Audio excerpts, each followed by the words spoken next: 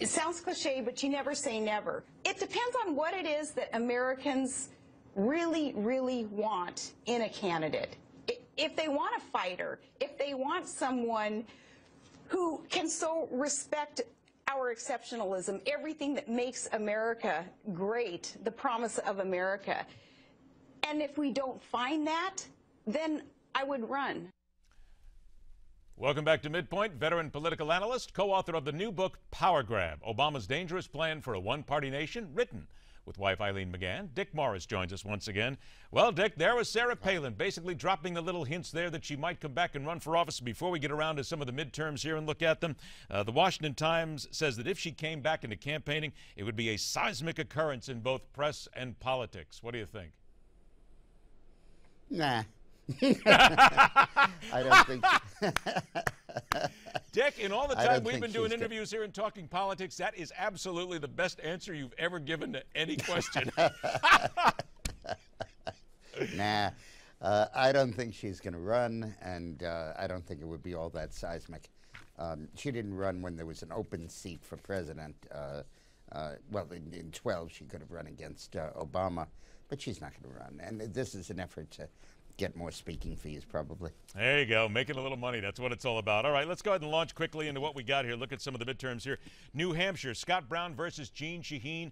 Is his plan to basically every stop he makes hammer away at she being nothing more than an Obama 99%er to carry the water for him? Is that what's going to work? Yeah, I think he's got a good shot of winning. You have to realize New Hampshire is the 10th state. If we win New Hampshire, we probably will have taken away 9 other seats and probably will have sustained the Republican seats. It's the one that's most on the cusp because Scott Brown really isn't from New Hampshire. He just moved there. But I think he's catching up.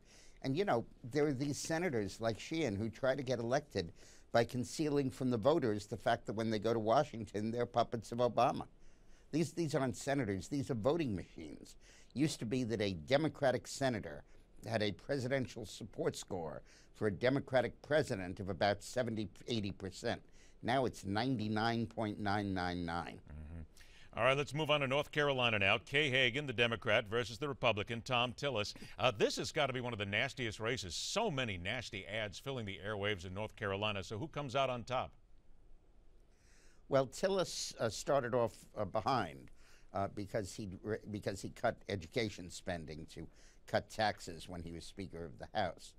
He's been catching up, and the latest polls have him ahead. I think Hagan was badly hurt by this scandal where her husband was a party in the litigation and the lawyer in a litigation on behalf of his company that was suing somebody for millions of dollars. And the judge in the case ruled in his favor. And 9 days later, his wife, Hagan, submitted his name to Obama, the judge's name, to be a district court judge. And when all hell broke loose, she withdrew it.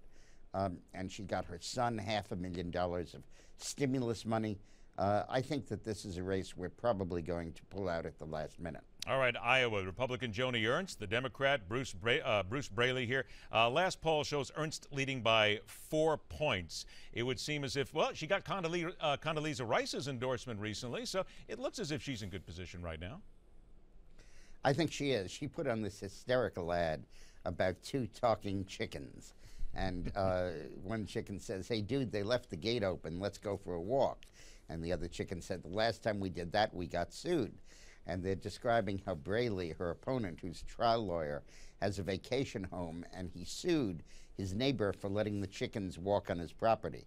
These are chickens used for autistic children to help them recover. And it was made a huge storm in Iowa. And Ernst is one of the superstars of American politics. It's funny, we talked about Sarah Palin. Ernst is Sarah Palin, but with much, much more in the way of gray cells. All right, 30 seconds left here. Arkansas, Mark Pryor, Tom Cotton. Pryor's been really going after the women voters there. Is that going to be enough? Well, when Pryor said that he opposed, that is, was in law school, wrote a paper opposing the use of troops to desegregate Little Rock schools, I think that might have hurt him with the African-American vote. And then there's this wonderful thing where he was asked about, is the president doing enough on Ebola? And he said, you know, I haven't gotten the briefing on that yet. I think Cotton's going to win.